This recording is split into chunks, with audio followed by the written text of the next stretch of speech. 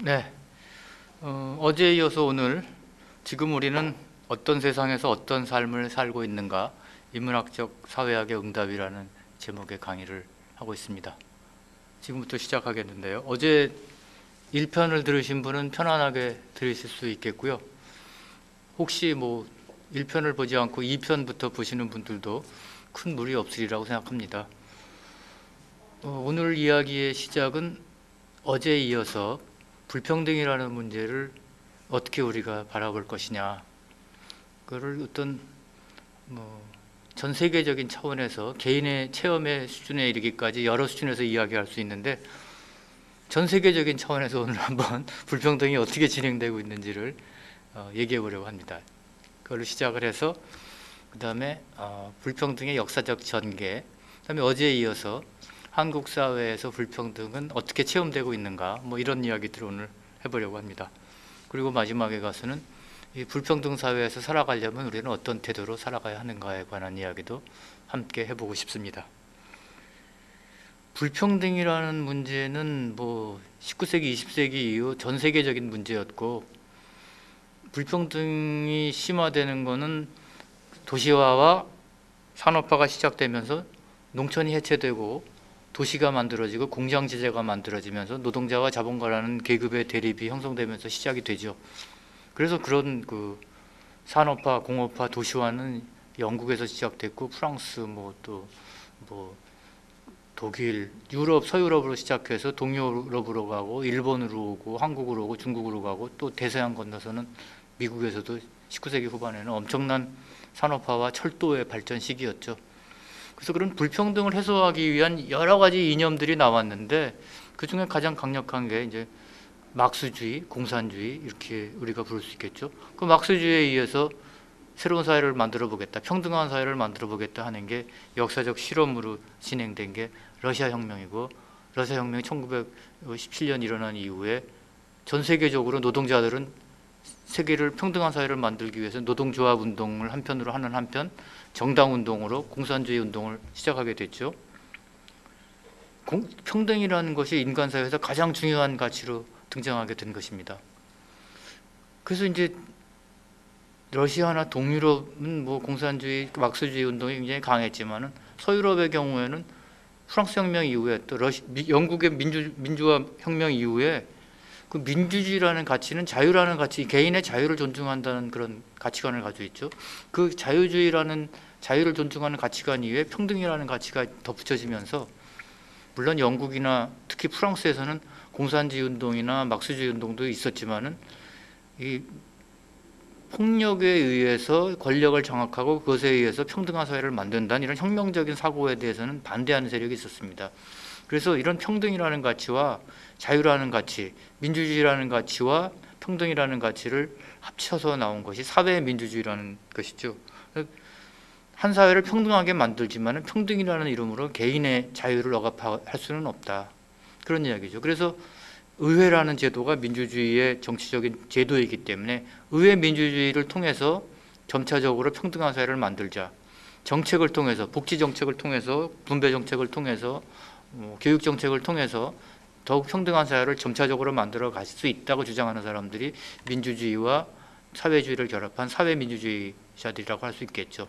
그럼 민주주의를 인정하는 범위 내에서 선거를 통해서, 복지 정책을 통해서, 교육 정책을 통해서, 도시와 주거 정책을 통해서 점점 평등한 사회를 만들어 가자는 이런 흐름이 생겨났고, 그런 흐름들이 처음 나타난 곳이 서유럽과 북유럽이라고 할 수 있죠. 서유럽의 영국, 프랑스 같은 나라들, 그다음에 북유럽에 특히 우리가 복지국가라고 부르는 스웨덴, 노르웨이, 그다음에 핀란드, 덴마크 같은 나라들, 이 북유럽 국가에서 특히 그 평등과 민주주의를 같이 한 노동조합 운동을 기반으로 하고, 그 노동조합 운동을 바탕으로 하는 사회민주당이 나오고, 사회민주당이 선거를 통해서 의회 다수석을 차지하고, 그래서 복지정책을 만들어갈 이런 제도가 북유럽에서 특히 발달한 이유는, 그 북유럽의 지정학적 위치가 러시아 바로 옆에 붙어 있기 때문에 그 러시아 혁명의 영향을 직접 받고, 그 다음에 그래서 공산주의 운동도 강하고 노조 운동이 굉장히 강했습니다. 스웨덴 같은데. 그래서 자본가들이 말하자면은 계속 노동자들을 억압할 경우에는 노동자들이 점점 더 가격화되고 급진화돼서 혁명 노선을 취하기 때문에 자본가들은 일찍이 철강업이라든가 이런 걸 발전시켜 가지고 해외로 시장을 확대하고 자본의 그 효율성을 높이고, 그래서 노동자들이 요구하는 노동 조건들, 임금의 인상이라든지 노동 시간의 단축이라든지 생활의 질 향상 같은 것들 이렇게 수용하게 됐죠. 그런 걸 이제 법적으로 대변한 게 사회민주당이고, 그 밑에 있는 게 노동조합 운동이고 사회민주당이고, 의회가 있고, 복지 정책을 통해서 스웨덴, 노르웨이, 핀란드, 덴마크 같은 나라들은 일찍 이제 그 사회민주주의적인 복지 정책을 써서 복지국가를 이루었고, 영국에 노동당이 있었고 프랑스에도 사회민주당이 있었죠. 그래서 프랑스에서도 1936년에 이미 인민전선이라고 좌파연합이 선거에서 승리를 해서 레옹 블룸이 8시간 노동제, 최저임금제 실시, 무급 휴가, 여름에 2주일 내지 3주일 동안 무급 휴가를 가고, 장학금을 확대해가지고 노동자 계급의 자녀들이 공부 잘하는 아이들은 얼마든지 공부할 수 있는 기회를 제공하고, 그 이후에 2차 대전 이후에는 더 복지 정책이 활발하게 전개돼가지고 육아 지원이라든지 가족의 그 수당이라든지 노인 요양원이라든지 또 젊은이들의 그 장학금이라든지 의료보험이라든지 이런 것이 확대되면서 복지국가가 됐고, 영국도 마찬가지죠. 영국도 2차 대전 이후에 어제도 좀 나왔습니다만은 복지 정책이 강화되고 노동당이 집권하면서, 그러나 노동당만 동의한 게 아니라 영국의 보수당, 노동당 다 2차 대전 이후에는 복지국가를 만들어야 한다는 점에서는 합의를 하고, 어떤 복지 정책을 하느냐 갖고 토론을 했을 뿐이지 국민들의 기본적인 생활을 보장해야 된다는 복지국가에 대한 이념은 합의를 했던 것이죠. 그런 것들이 이제 그 말하자면 2차 대전 이후 산업화가 되고 자본주의가 확장되면서 60년대, 70년대, 80년대 이르기까지 전 세계적으로 그 불평등이 줄어드는 그 역할을 했습니다. 물론 그 나머지 라틴 아메리카나 아시아나 그 아프리카 같은 나라들의 불평등은 여전했고, 독재 국가라든지 권위주의적인 국가 같은 데서는 억압과 불평등은 심화됐었죠. 그러나 서유럽의 경우는 그런 경험을 했습니다. 그래서 이제 그 한쪽은 공산주의 국가, 한쪽은 사회민주주의 국가가 이렇게 형성이 되고, 나머지는 이제 많은 경우 군부 독재가 있었고, 아프리카나 아시아나 라틴 아메리카 같은 지역에. 그래서 그 나라들에서도 이제 노동운동도 나오고 민주화운동도 나오고 해서 그런 것들이 이제 그 민주주의적인 체제를 만들게 됐고, 한국도 그런 이제 범주에 들어가게 되죠. 그래서 이렇게 사회 전체적으로 제1세기 하면은 서유럽 중심, 제2세기 하면은 소련 중심, 제3세기 하면 서구와 러시아의 공산주의 그 체제를 제외한 제3세계, 이렇게 해서 1세계, 2세계, 3세계로 이렇게 세상의 세계가 나누어져 있었죠. 그러다가 베를린 장벽이 붕괴되고 러시아가 해체되고 동유럽이 공산주의 체제에서 시장경제 체제로 변화하고 유럽연합에 들어오고 시장이 하나가 되고, 미국 중심의 그 경제가 중국이 또 부상하면서 공산권이라든지 중국, 러시아, 동유럽, 중국 이런 나라들이 전부 하나의 세계를 만들고 하나의 시장이 만들어지게 됐죠. 물건을 만들어서 국경 없이 세상의 모든 곳을 이동하게 됐고, 사람이 이동하고 자본이 이동하고 노동이 이동하고 이렇게 됐죠. 그런 과정에서 90년대 이후 2020년 오늘날까지 한 30년 동안에 불평등이 심화되고 있습니다. 그래서 과거에는 지니계수라는 걸 썼지만 요즘에는 상위 10%하고 하위 50%가 얼마나 많은 부를 소유하고 있느냐를 이렇게 보기도 하고요. 상위 1%가 전체 부의 몇 퍼센트를 가지고 있느냐, 이런 걸 보고 있을 때 상위에 속한 사람들이 갖고 있는 소득과 재산의 양은 점점 늘어나는 반면에 하위에 속한 사람들, 특히 하위 50% 이하에 속한 사람들의 그 재산과 소득의 양은 점점 줄어들어가고 있어서 빈부격차가 점점 커지고 있다. 이게 말하자면 21세기의 자본이라는 책을 쓴 프랑스의 경제학자 또마 피케티의 주장이고, 그것을 역사적인 자료와 통계적인 자료를 통해서 입증을 하고 있죠. 그러니까 불평등의 확대라는 것은 우리나라 개인 국가적인 차원이 아니라 전 세계적인 차원에서 진행되고 있는 것이고, 그것을 촉진하는 것은 세계 시장의 단일화, 세계화 이런 것이죠. 그 과정에서 코로나19가 발생했고, 요즘 많이 되는 선거철 앞두고 있습니다만 보궐선거, 선거철에 나오는 대부분의 공약들의 중요한 부분은 이 불평등이라든지 경제적인 난국이라든지 이런 그 간격, 잘 사는 사람과 못 사는 사람 사이의 간격을 어떻게 줄일 것이냐 해서 서울시장 선거에 나온 어떤 후보는 뭐 젊은 사람들 결혼만 하면은 1억 원 보장한다라든지, 뭐 어느 지역에 주택을 어느 정도 지어서 집 없는 사람들을 어떤 조건으로 입주시킨다든지, 뭐 이런 공약들이 많이 나오고 있는 것이죠. 그 가운데서 나오는 것이 말하자면 전 세계적으로 논의되고 있는 것이 기본소득에 관한 논의라고 할 수 있죠. 모든 사람은 이 세상에 태어나고 국적을 가지고 있는 시민이라는 이유 때문에 최저한의 생계 수단을 보장해주는 소득을 국가가 보장해야 된다. 이런 게 보편소득제죠. 그거는 뭐 가족에 관계없이 개인 단위로 이렇게 이루어지게 돼 있어서 모든 사람이 받는다 그래서 보편소득이고, 최소한 기본을 보장해야 된다 그래서 기본소득이고, 또 그다음에 시민이면 누구나 받는다 그래서 시민소득이고, 뭐 이런 이제 그 개념으로 이에 관한 논의가 전 세계적으로 진행되고 있고, 한국에서도 그런 논의가 진행되고 있는 것이죠. 그런데 이 불평등이라는 현상이 전 세계적인 현상이기도 하지만은 그 역사적인 과정이 있잖아요. 나라마다 불평등 현상이 다르게 나타납니다. 각 나라의 특수성이 있고 역사적인 경과가 다르기 때문에 다르게 나타나죠. 그래서 한국의 경우에 이 불평등이라는 것은 어떻게 역사적으로 전개되었는가를 살펴보자면, 조선시대로 올라가 보죠. 100년, 200년 전으로 올라가 보면 뭐 1910년 합방되기 전입니다.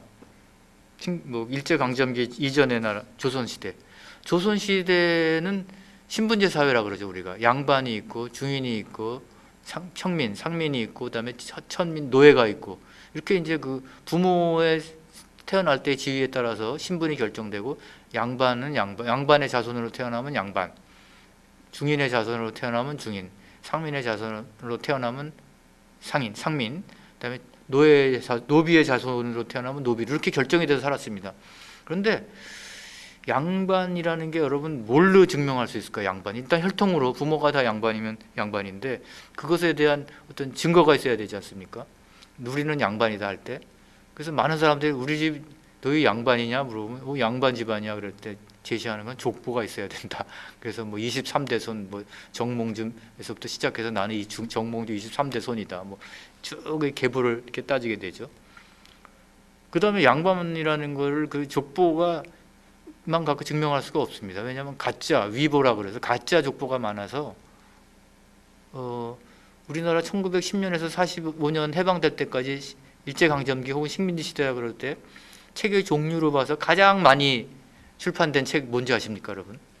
그때 많이 나온 게 족보책입니다. 족보가 제일 많이 출판됐어요. 그때 뭐 영어 교과서라든지 뭐 또 뭐 소설이라든지 뭐 시집이라든지 뭐 아니면 시사 문제를 다루는 책이라든지 교과서 같은 것들 다 있었는데, 그때 족보가 제일 많이 이게 출판됐다는 건 한국 사람들이 그 족보를 통해서 자기가 양반이라는 것을 증명하고 싶어 했다는 것이죠. 근데 거기에 이제 그 조상을 이렇게 벼슬을 몇 대 이상 벼슬을 안 하면 이제 그 양반의 가치가 떨어지지 않습니까? 그러니까 그런 것들 좀 위조가 많이 들어가 있다, 이런 얘기들도 우리가 이제 듣고 하는데요. 족보 말고 다른 물적 증거는 종가의 종택이 있어야 됩니다. 이렇게 가부장제 사회 아닙니까? 유교시대, 조선시대는. 그래서 종손으로 이어지고 종손이 살고 있는 그 종가의 큰 집, 종가댁 김치라는 거 요새 뭐 제일 많이 팔리는 식품 중에 하나입니다만, 종가라는 거는 가장 물자가 많고 풍부하고 나머지 자손들이 전부 거기다가 그 갖고 있는 재산의 일부를 헌납해서 자기 가게 족보를 유지시키기 위해서 거기에 물질적인 상징적인 자원들이 집중되는 곳이라고 할 수 있죠. 그래서 종가집이 있어야 돼요. 종가가 있어야 되고, 종소는 계속 다른 데 못 가고 종가집에 계속 살아야 되죠. 그 다음에 다른 하나는 종가 옆에 사당이 있어서 조상의 위패를 모셔놓고 거기다가 절을 하고 제례를 지낼 수 있는 그런 장소가 있어야 되죠. 그 다음에 또 하나는 뭐 이것 때문에 갑자기 이렇게 돈 생기는 사람들도 있는데 선산이라는 게 있어야 되죠. 그래서 조상의 그 5대, 10대, 20대 조들을 쭉 묻어놓는 그 집안 묘소죠. 공동묘소, 집안의 공동묘소, 이게 있어야 된다는 거죠. 그래서 우리나라가 60년대 이후에 고속도로니 뭐 지방도로니 많이 만들어지면서 뭐 산과 강과 내를 다 거슬러서 다 도로가 만들어지는데, 그럴 때 도로가 선산 지나가게 되면 그걸 국가에서 그걸 용도를 그 도로를 만들기 위해서 그걸 사가지고 그 대신에 보상을 해주죠. 그래서 선산이 고속도로에 편입될 경우에 보상금을 받아서 자손들에게 나눠 가져서 돈이 생기는 그런 경우가 있었죠. 근데 사실 양반이라 그러면 족보는 갖고 있는 사람들 많지만은 그 종가와 종가 안에 또 특히 사당과 이런 갖고 있는 사람들 별로 없죠. 지금 우리나라의 한옥 종가는 경북 안동 지역 일대에 좀 있고 뭐 전라도 무슨 남원 일대에 좀 남아 있다 그러지만 아직도 지키는 사람들이 있습니다. 그 종가. 그 양반이라는 거가 말하자면 한국 사회에서 살아가는데 사회적인 위신, 그 지배층이라는 걸 증명해 주는 것이죠. 근데 양반이라는 게 언제 없어졌는지 아십니까? 여러분, 양반이라는 게 공식적으로 없어진 거는 1894년 90년에 동학 농민 전쟁이 일어난 다음에 갑오개혁, 갑오경장이라는 게 있었죠. 그때 여러 가지 정책이 나오는데 신분제를 타파하고 여자들 과부된 사람들의 재가를 갖다 허용하고 뭐 이런 개혁안들 중에 신분제 타파가 나옵니다. 물론 뭐 법으로 뭐 제정되고 뭐 정책으로 만들어진다고 그래서 그 양반 의식이 쉽게 없어지는 건 아니죠. 우리가 좀 전에 얘기했듯이 족보라는 걸 강조하고 조선이 식민 시대로 넘어갔는데도 우리가 자기가 양반이라는 걸, 자기 집안이 양반이라는 걸 과시하기 위해서 족보를 많이 만들었다고 그러지 않습니까? 그러니까 이 한국 사람들이 그 양반에 대한 의식은 언제 없어졌는가 하면 1894년 이후에도 계속됐어요. 말하자면은 양반이 되려면은 뭐 일단은 종가 뭐 종택 다 얘기했습니다만은 넓은 토지가 있어야 되죠. 우리나라는 산업화되기 전에는 그 농업 국가였기 때문에 토지가 있어야 되고 토지에서 경작할 노비들이 있어야 되죠. 그리고 자기들의 그 가정 내에서 밥도 해주고 빨래도 해주고 뭐 마당도 청소도 해주고 뭐 한 이런 사람들, 노비가 있어야 돼요. 산노비가 있어야 되죠. 그래서 그런 경제적인 물질적 기반 이외에 과거를 급제해서 집안의 명예를 가문의 명예를 높이면 그게 이제 그 양반 의식을 갖게 되고 지배층으로 이렇게 되는 것이죠. 근데 그 조선시대의 그 관직이라는 게 제한돼 있고 과거의 합격률이라는 게 지금 뭐 공무원 시험 어렵다 그러지만 비교도 안 되게 어렵기 때문에 3대 4대 내려가면은 양반층에서 벼슬하는 사람이 안 남아서 이렇게 몰락하는 양반들이 많이 나오게 되죠. 그런 사람들이 점점 늘어나서 조선 후기로 가게 되면 지방에 벼슬하지 못한 양반층, 그런 사람들 잔반층이라고 그러죠. 잔반이 두 가지 뜻이 있습니다. 양반들 가운데 몰락한 사람들이고 어제 먹다 남은 반찬, 그것도 잔반이라고 그러죠. 하여튼 양반 몇 대에 못된 사람들. 근데 양반 의식이 굉장히 강한 게 우리 다산 정약용 선생을 굉장히 우리 존경하는데 다산 정약용 선생이 그 카톨릭 믿는다 그래서 귀양 가지 않습니까? 강진에 귀양 가서 17년 동안 뭐 책 500권을 썼다고 그러는데 다산 선생이 그 양반 의식이 있는 사람이거든요. 뭐 실학자고 우리나라를 개혁하려고 그랬고 뭐 탐관오리들을 뭐 철퇴시키는 목민심서도 썼다 그러지만 아들에게 보낸 편지를 보게 되면 일단 그 귀양간 양반 자녀들은 그 과거를 볼 수 있는 시험 자격을 상실해요. 그러니까 정약용 선생의 아들들이 제대로 공부를 안 하고 뭐 사주팔자 보는 거 주역 같은 거 하면서 사람들 전 봐주고 뭐 그다음에 뭐 그 꽃 같은 거나 키우고 있고 시나 쓰고 이러고 있으니까 노노 사서삼경을 공부 안 한다 이거죠. 그래서 정약용 선생이 아들한테 쓴 편지 보면 야, 너희 그런 식으로 하면 안 된다. 잔반이 우리가 지금은 양반의 지위에서 벗어나서 지금 몰락한 상태이지만은 언제 또 우리에게 그 과거를 볼 수 있는 기회가 올지 모른다. 그러니까 다른 무슨 공부보다 사서삼경 공부를 열심히 하고 그다음에 돈을 열심히 합리적으로 농사를 지어서 돈을 모아가지고 그 돈이 생기면 빨리 서울로 이사 가라. 그때 한양이었죠. 한양에 이사 가서 조그만 집이라도 한양의 사대문 안에 살아야지 세상 돌아가는 판도를 알고 그다음에 거기서 우리가 그 양반으로 다시 복원될 수 있지. 어디 뭐 우리가 그 귀양 갔다고 어디 강원도 산골짜기에 가서 그냥 조용히 농사나 짓고 산다 그래서 2대 3대 내려가 버리면 우리 집안 그냥 완전히 몰락하고 아무것도 없어져 버린다. 뭐 이런 얘기 편지 쓴 게 있거든요. 이거는 양반들이 지배계층으로 지배계급을 지속하기 위해서 자녀들에게 주거지와 교육을 얼마나 강조했는지. 지금 강남으로 이사 가야 되고 뭐 좋은 학교 다녀야 되고 어느 대학 나와야 되고 미국 유학 가야 되는 거하고 똑같은 의식을 지배계급이었던 정약용 선생도 갖고 있었던 것이죠. 그래서 조선 후기로 가게 되면은 그 점점 양반 수가 늘어나게 됩니다. 그 고려대학교의 그 역사학과의 권내연 교수라고 있는데 이분이 그 노비에서 양반까지, 그래서 조선시대 때 한 노비 가족이 200년에 걸쳐서 노비 문서를 지우고 평민이 됐다가 중인이 됐다가 양반까지 진입하는 과정을 그 가계 문서를 가지고 증명해낸 게 있어요. 근데 이건 하나의 사례 연구이고, 조선시대 때는 미국에서 남북전쟁 이후에 노예 해방됐죠. 노예 해방 이전에도 노예들이 도망 많이 다녔습니다. 북쪽으로. 남쪽에 면화 지역에서 일하다가 북쪽으로 도망가고, 도망간 노비 찾아오는 걸 직업으로 하는 사람들도 있었어요. 근데 우리나라에도 조선시대에 노비들이 자기 팔자 고쳐보려고 자기가 살던 지역을 떠나서 뭐 호남에서 경남으로, 경남에서 충청도로 이렇게 도망가서 마을 이루는 사람들이 있습니다.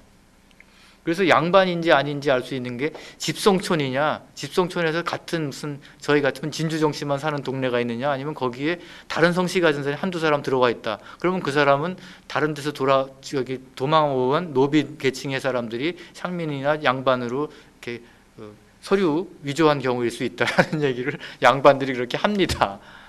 근데 이런 게 굉장히 많아져 가지고 조선 후기로 가서 어느 지역의 토지대장이라든지 호적 같은 걸 역사학자들이 조사해 보면은 오히려 신분층으로 봐서 양반이 많아지고, 양반이 더 많고 상민 노예가 줄어들어서 되게 이렇게 피라미드 형태로 이렇게 돼서 양반이 소수고 밑으로 내려갈수록 많아야 되는데 오히려 역삼각형이 돼 가지고 양반이 더 많고, 그다음에 노비층이라든지 이런 건 더 줄어든다 이거죠.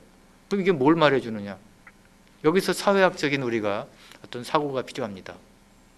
한 사회 체계 내에서, 한 조직 내에서, 한 가족 내에서 그 조직 내에서 살아가는 것에 불만이 있을 때, 자기가 지금 밑에 자리, 지배 당하는 처지나 약한 사람의 처지, 을의 처지에 있을 때, 이런 처지에 있을 때 우리가 그걸 어떻게 받아들이고 살아가느냐 하는 것이죠.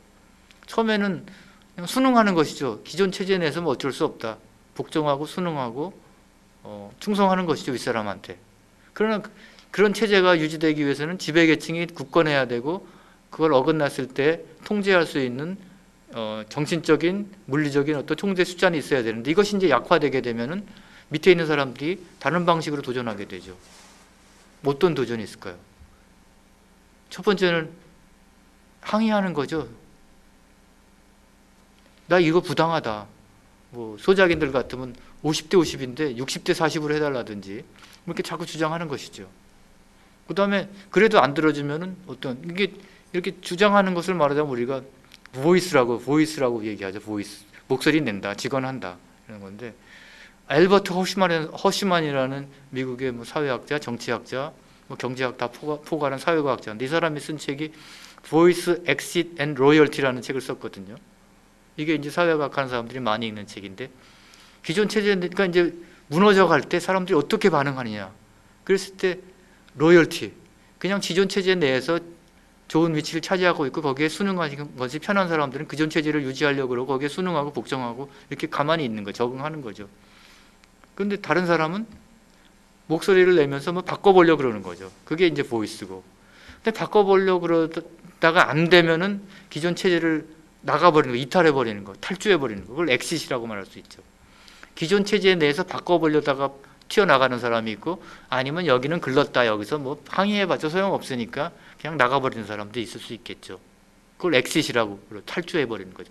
영화관에 가면 엑싯이라고 써있죠. 무슨 비상사태 있을 때 그걸로 비상구를 엑싯이라고 그러지 않습니까? 그러니까 여러 가지 방식으로 대항을 하는데, 한국의 경우에, 조선시대의 경우에 양반 체제가 점점 무너져 가고 있었거든요. 삼정의 문란이라는 말 여러분들 국사 시간에 배웠을 것입니다. 조세 체제, 한 나라가 유지되기 위해서는 국방 체제와 조세 체제가 있어야 되죠. 외적이라든지 국내의 반란군이라든지 범죄자들을 다스릴 수 있는 국방과 치안 체제가 있어야 되고, 그다음에 돈을 걷어들여 가지고 그걸 가지고 왕실도 유지하고 적당한 정책을 수행하기 위해서 재정이 있어야 되지 않습니까? 근데 조선 후기로 가게 되면 그런 것들이 이렇게 무너지면서 여러 가지 반란들이 많이 일어나게 되죠. 그 반란들 굉장히 많았는데 1812년에 홍경래난이라는 게 일어났습니다. 평안도 사람들이 우리가 알기에 기독교 제일 먼저 빨리 받아들인 사람들이고, 그 사람들 가운데 남한으로 내려와서 기독교 장로교회 만들고 큰 지도자들 한경직 목사 등등 다 평안도 기독교 신자들이다 그렇게 얘기하는데, 왜 평안도 지역에 기독교가 제일 빨리 들어갔을까요? 그리고 근대적 교육을 많이 받은 사람들이 나왔을까요? 그것도 어떻게 보면 양반의식과 관련된다고 할 수 있습니다. 조선 후기로 가게 되면서 평안도 사람들이 중국하고 이렇게 연결되어 있기 때문에 뭐 박지원이 쓴 열하일기 보게 되면 중국 거쳐서 평안도 신의주 거쳐가지고 환양에서 시작해서 개성 뭐 쭉 거쳐서 그 북경까지 들어가지 않습니까? 그럴 때 볼 수 있지 북한 평안도 지역은 중국과 접경 지역이기 때문에 중국의 새로운 문물들이 빨리 들어올 수 있고, 그 다음에 농사 짓는 게 아니라 뭐 인삼이라든지 뭐 호랑이 가죽이라든지 뭐 여러 가지 뭐 희귀한 농작물이다 이런 것들을 갖다 팔아서 상업에 종사했기 때문에 빨리 머리가 트이고 그 근대적인 의식을 가질 수가 있던 사람들이죠. 근데 그 이전에 조선 후기에 대체적으로 양반층이라는 것은 서울 근교, 서울하고 경기도 일대, 충청도 일대, 그다음에 안동 부근의 영남 일대, 그다음에 호남에 약간의 뭐 전주라든지 남원 일대 뭐 이런 데 있었고, 주로 경기도 기호 지역하고 호남 안동에 뭐 이태계 선생 살던 도산서원이 있던 그 안동 지역하고, 여기가 이제 그 양반에 많이 나올 수 있는 지역적인 배경이었고요. 평안도에서는 양반이 별로 못 나왔어요. 양반이 되려면은 우리가 1차 시험, 2차 시험, 3차 시험 봐야 되듯이 초시가 있고 뭐 이렇게 본 시험이 있고 이렇게 있지 않습니까? 근데 평안도 사람들이 그 교육열이 굉장히 강해서 우리도 한번 양반이 돼보자 해가지고 열심히 공부해서 초시 합격률은 제일 높았고 초시 합격자가 제일 많았는데, 그 다음에는 이제 본고사에 가게 되면은 전부 이거 어디냐 평안도 그건 제외, 실력이 있어도 이렇게 제외를 당한 거예요. 그러니까 양반 초시를 해서 어느 정도 문자가 먹물이 많이 들어가고 깨인 사람들이 많이 나왔는데 양반이 못 돼요. 벼슬을 안 시켜줘. 그래서 그런 사람들이 모여가지고 어떤 결사체를 만들고 이건 안 되겠다 해서 이걸 우리가 어떤 반란을 일으켜야 되겠다 해서 나온 것이 그 뭐 5년 10년 뭐 준비를 했다 그래요. 그 최근에 홍경래 난에 대한 거를 그 김순주 박사라고 하버드 대학교 그 한국학 연구소에서 박사 논문 쓴 게 있는데 그게 번역돼서 우리말로 나왔는데 거기 보면 자세하게 나옵니다. 그 평안도 차별이 얼마나 심했는가를.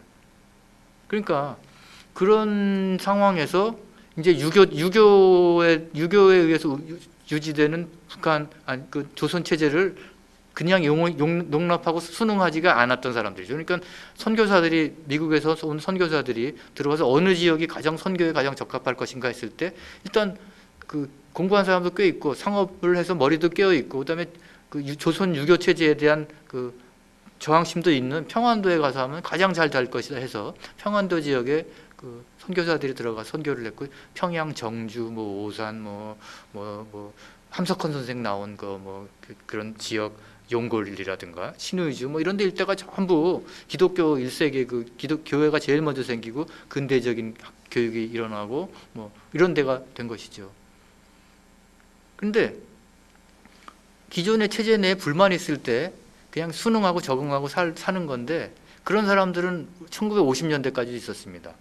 서울이나 충청도 양반집에 전쟁 나고 50년대에 있었던 일들인데, 조그만 그 양반집, 그 주인집 도련님이 한복 입고 이렇게 있으면 10살 정도 된 애한테 50 정도 된 중년 여인이나 중년 남성들이 도련님하고 이렇게 모시고, 뭐 그 10살 먹은 아이는 그 사람한테 하대말을 하고 존댓말을 하고 하댓말을 이렇게 됐어요.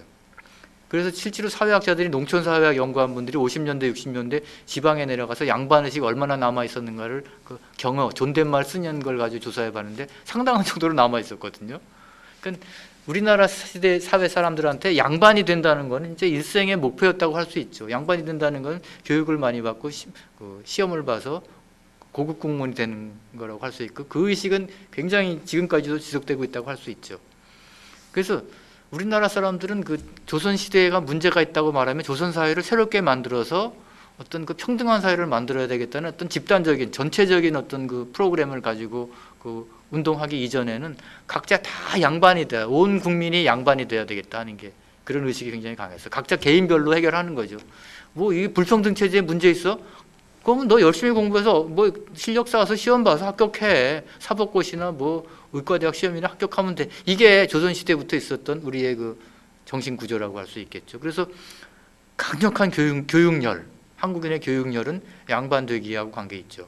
공부해서 과거 급제하자, 공부해서 의과대학 가자, 법과대학 가자, 뭐 대기업 들어가자, 공무원 되자, 뭐 이런 것이 전부 다 조선시대부터 있었던 어떤 양반되기 운동이고, 모든 그 국민들이 온 국민이 양반되기 운동이 벌어졌던 것이 18세기, 19세기, 20세기까지도 계속되고 1960년대 이후 잘 살아보세 박정희 대통령이 그런 구호를 가지고 나왔는데, 그것도 다 양반되고 싶다는 의식이에요, 말하자면 한국 사람들이.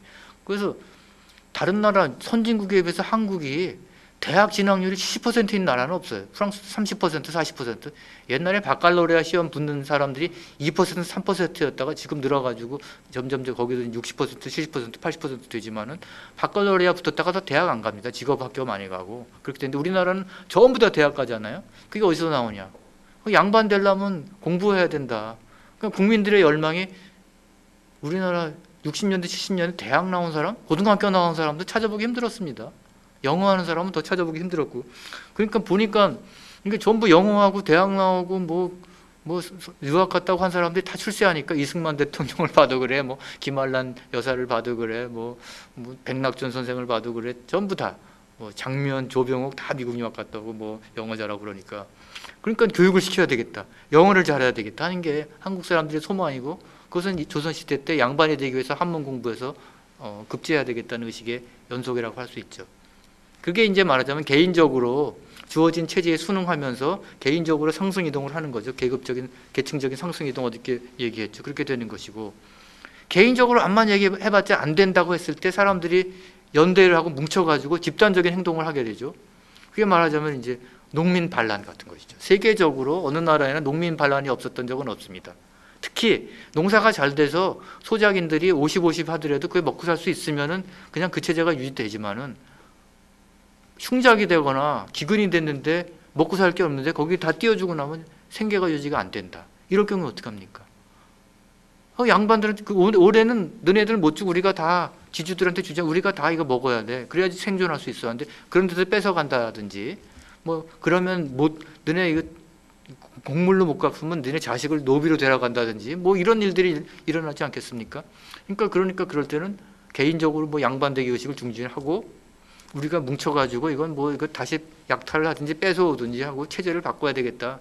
아니면 야, 인간이 이럴 수가 있냐 해가지고 도덕적으로 막 분기탱천해가지고 그 양반집이나 지주집, 자본가집을 찾아가가지고 때려 부시고 불 지르고 뭐 죽이고 뭐 이런 일들이 일어나죠. 그게 말하자면 농민 반란이라고 할 수 있죠. 그런 농민들의 그 밀란이라고 우리 역사에서는, 밀란이 1830년대, 40년대, 50년대 계속 조그만 것들이 막 일어나죠. 밀란에 대한 대처는 어떻게 합니까? 대부분 주동자들 잡아다가 많은 사람들 보는 앞에서 능지처참하고, 자기네 가문, 처가 가문, 외가 가문, 삼족을 멸한다 그래서 그 관련된 사람들 다 잡아다가 죽이는 거죠, 말하자면. 이게 말하자면 그 연좌제라 그러죠. 자기는 잘못 없더라도 자기 집안에서 어떤 사람이 반란 일으키면은 그 사람 삼족을 다 잡아다가 멸망시키는. 겁나서 못하죠. 그러니까 또 얼마 있으면 또 밀란이 일어나. 그래서 하나하나 다 없애버리면 되는데, 그게 이제 점점점 뭉쳐가지고 전국적인 어떤 조직은 안 되더라도 지역적으로 거점을 이렇게 만들게 되죠. 그게 1812년에 홍경래라는 조직이 상당히 있었어요. 그게 여기저기 조직이 있고, 어느 날 거사를 하면 여기서 뭘 준비하고 여기서 뭘 준비하고 해서 관할을 탈환하고, 우리가 그다음에 섀도우 캐비넷을 만들어서 우리가 되면 너는 내무부 장관, 너는 외무부 장관 다 정해놓고 말이죠. 그다음에 단자리 할 사람은 다 이렇게 정해놓고, 그러니까 너는 뭘 준비해서 이런 이걸 사회운동하는 사람은 자원동원이라고 그래요. 자원동원.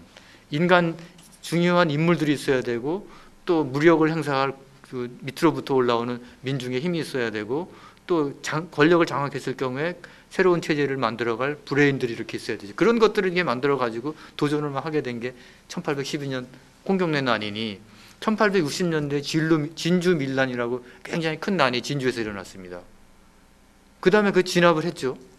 그 다음에 진압을 한 다음에도 계속 문제가 있으니까, 가장 크게 일어나려면, 밀란이라든지 이런 게 일어나려면 사람들이 이 체제는 안 되고 새로운 체제가 만들어져야 돼.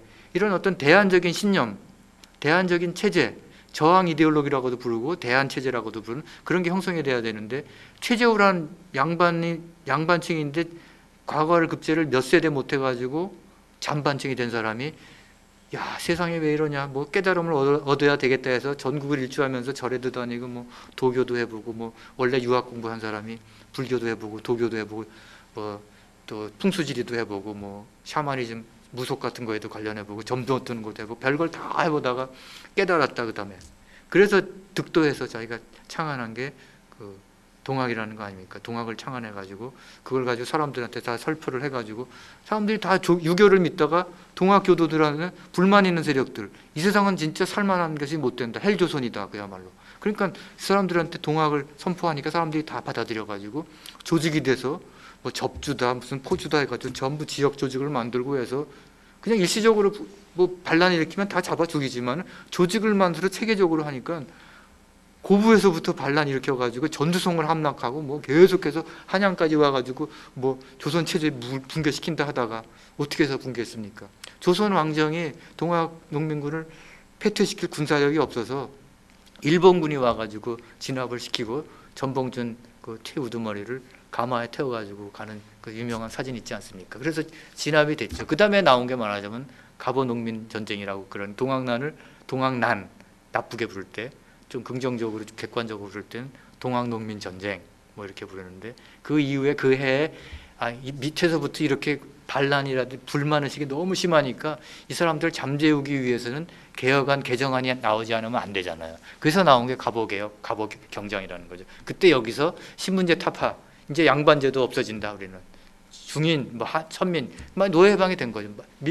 미국에서 무슨 1857, 7년 뭐 남북 전쟁에서 링컨 대통령이 노예 해방하지 않습니까? 우리는 1894년 그 갑오경장으로 신분제 타파됐지만은 아까 얘기한 것처럼 법적으로 타파된다 그래서 그게 양반 의식이 없어지는 게 아니고, 양반층이 없어진다 그래서 양반되고 싶은 마음이 없어지는 게 아니라서 지금도 우리 사회에는 나도 너희가 잘났으면 얼마나 잘났어, 나도 양반이야, 다 족보 있다 그러고, 우리 자식은 나는 이렇게 살았어도 우리 자식은 공부 제대로 시켜서 좀 한자리 하게 좀 떳떳하게 살게 만들고 싶다는 걸로 그냥 자기는 그냥 뭐 아무것도 뭐 안 쓰고 돈 안 쓰고 그냥 뭐 가난하게 살면서도 찢어지게 가난하게 살아도 아들은 딸은 무조건 대학 보내야 된다는 거.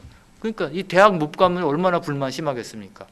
대학 정원 늘어났을 때가 언제입니까? 1980년 전두환 대통령 그때 뭐 광주항쟁이 일어나고 민주화 운동이 일어나고 뭐 불만 많으니까 정원 확대했습니다. 그때는 졸업정원제라 그랬어요. 일단 입학을 많이 시켜놓고 그 전보다 훨씬 뭐 50%, 100% 계속 늘리면서 졸업할 때 시험 봐가지고 못 졸업하게 한다, 공부 안 하는 애들을. 근데 그게 됩니까? 웬만하면 그냥 다 졸업이죠. 졸업정원제가 아니라 입학을 확대시켜가지고. 그 이후에 또 언제 늘어났습니까? 김영삼 대통령이 되면서 95년인가 또 뭐 대학 뭐 설립을 굉장히 자유롭게 해줘가지고 또 그때 확 늘어났죠. 그런 과정에서 누구나 다 대학 가니까 일시적으로는 불만이 해소됐어요. 야, 나는 초등학교밖에 못 나오는데, 우리 할머니는 문맹이었는데 나는 그래도 대학 가서 무슨 뭐 칸트가 뭐다, 뭐 헤겔이 뭐다, 뭐 뉴턴이 뭐다, 데카르트가 뭐다, 뭐 우리나라 역사가 어떻게 됐다 다 배우고 돌아가는 거 알게 됐는데, 나오면 뭐합니까? 70%, 80%가 대학 나와서, 옛날에 5%, 10% 대학 나올 때는 그게 가치 있었지만 지금 가치가 없어져가지고 온 나라 양반 되려고 그러는데 양반이 못 되고 있는 상태. 이게 지금 현재 우리 사회의 지금 그런 상태라고 할 수 있죠. 그래서 이제 대학 나와도 별 소용없는 세상이 됐기 때문에 대학보다는 우리 바리스타 되는 게 나아, 셰프 되는 게 나아, 디자이너 되는 게 나아서 이제 실업 교육이 많이 강조됐고 직업 빨리 갖는 게 낫다. 그래서 무슨 4년제 대학보다는 2년제, 3년제 전문대학, 지금은 그냥 대학이라고 하죠. 거기 가는 게 낫다. 이런 게 나오게 된 거가 오늘날의 상황이죠. 근데 한국에서 이런 가난의 대물림, 불평등의 재생산, 이런 문제를 사회학자들이 좀 연구를 제대로 해야 되는데, 이거는 앞에 얘기한 것처럼 역사적인 이런 차원과 연결 지어서 해야 됩니다. 최소한 100년 정도. 여러분이나 전부 다 부모님이 있죠. 부모님 위에 친할아버지, 친할머니 있죠. 외할머니, 외할아버지 있죠. 또 그 위에 가면 또 증조할머니, 증조할아버지, 증조외할머니, 증조외할머니, 이렇게 한 3대 내지 4대 정도를 이렇게 살펴서 올라가면서 우리 조상들은 어떻게 살았나에 대한 얘기를 알아야 되는데, 그게 가족의 족보가 아니라 가족이 실질적으로 어떤 위치에서 어떻게 살아왔는가를 알아야 되는데, 그거 별로 얘기를 안 해요. 왜냐? 다 양반이고 떳떳하고 뭐 한자리 하고 뭐 그런 거는 얘기하고 싶지만은 지나간 날 뭐 별로 뭐 잘 살지도 못하고 뭐 그냥 비참하게 가난하게 어렵게 슬프게 쓸쓸하게 살았던 얘기를 뭐하냐 해서 잘 전달을 안 해줍니다. 부모들이 전달을 안 해줘요. 물어봐도 그냥 지나간 얘기 뭐 해서 뭐하냐고 안 해줘서 우리 가족사가 굉장히 불투명하고 몰라요. 그래서 지금의 나는 나 혼자 살아가는 것 같지만은 부모의 영향을 굉장히 많이 받게 되거든요. 우리는 어떤 인생을 살아가느냐가, 우리 부모님들은 자기들이 또 부모님의 영향을 엄청 받은 거거든요. 그래서 최소한 그런 속담이 있습니다. 미치려고 그래도 3대가 필요하다. 프랑스 사람들. 미친 사람들 보면 저 사람이 뭐 그냥 미친 게 아니에요. 그 전대에 무슨 복잡한 문제가 있고 그 전대에 복잡한 문제가 있고 해결이 안 되고 하다 여기서 터져서 정신병적인 현상이 나타나는 거거든요. 물론 뭐 생물학적인 유전적인 요소가 있는지도 모르지만 살아온 삶의 과정들이 세대로 이어지면서 해결이 안 되면은 그것이 여러 가지 정신적인 문제를 낳는다는 것을 프랑스 사람들은 경험에 의해서 미치려고 그래도 3대가 필요하다 이런 말을 만들어낸 거거든요. 그러니까 지금 가난한 사람들 어떻게 살아왔는지, 우리 할머니, 아버지, 어머니, 할머니, 할아버지 어떻게 살아왔는지 이거를 사회학자들이 연구를 해야 되는데, 조은이라는 사회학자가 있습니다. 여성 사회학자인데 이분이 사당동 저하기 25라는 책을 냈어요. 이게 2012년에 나왔고, 이 책을 쓰게 된 거는 이분이 사당동에 서민 아파트가 많이 생겼는데 이게 임대 아파트입니다. LH 공사에서 만든. 그래서 몇 년 이상 살면 이제 그 사람한테 다시 소유권을 주게 되는 그런 아파트인데, 여기 온 사람들이 그전에는 봉천동이라고, 서울대 앞에 봉천동 있죠. 거기가 엄청난 빈민촌이었습니다. 그냥 판잣집들. 그냥 무허가 정착지죠. 시골에 농촌에서 무작정 상경해가지고 갈 데 없으니까 아무 땅, 빈 산등성이에다가 뭐 나무 쪼가리, 유리 이런 거 갖다가 엉성한 집 만들어가지고 거기서 살게 됐는데, 이걸 재개발을 해가지고 아파트를 짓게 되니까 여기에 쫓아낸 사람들을 다른 데로 이사가게 살게 된 게 사당동이에요. 사당동. 그래서 봉천동에 살다가 사당동으로 살게 된 한 가난한 여성이 가장이었던 집안의 얘기를 4대 얘기를 이게 쓴 겁니다. 근데 어떻게 썼냐면, 그냥 가서 관찰한 게 25년, 지금은 33년 됐다고 그러는데 25년 동안에 가끔씩 한 달에 한 번, 두 달에 한 번, 혹은 그 집안에 대소사가 있을 때 찾아가서 비디오 카메라를 갖고 가서 그 사람들이 살아가는 모습을 찍고 인터뷰를 하고, 그런 걸 계속 해가지고 이제 그걸 책으로 낸 게 사당동 더하기 25라는 게 2012년에 나왔고요. 작년에는 그 비디오 촬영했던 걸 편집해가지고 사당동 더하기 33이라고 이 비디오로 출시했습니다. 그래서 넷플릭스로 들어가면은 시청 가능합니다. 33년 동안.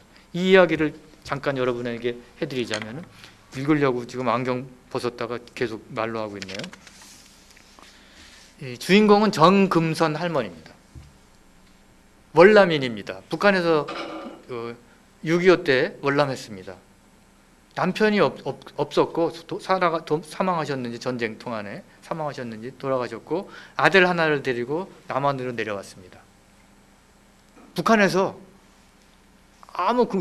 남한에 연고도 없는 사람이 한 30대 여성이 4살, 5살짜리 남자아이를 데리고 남한에 내려와서 어떻게 살았겠습니까? 어떻게 살아가겠습니까, 여러분?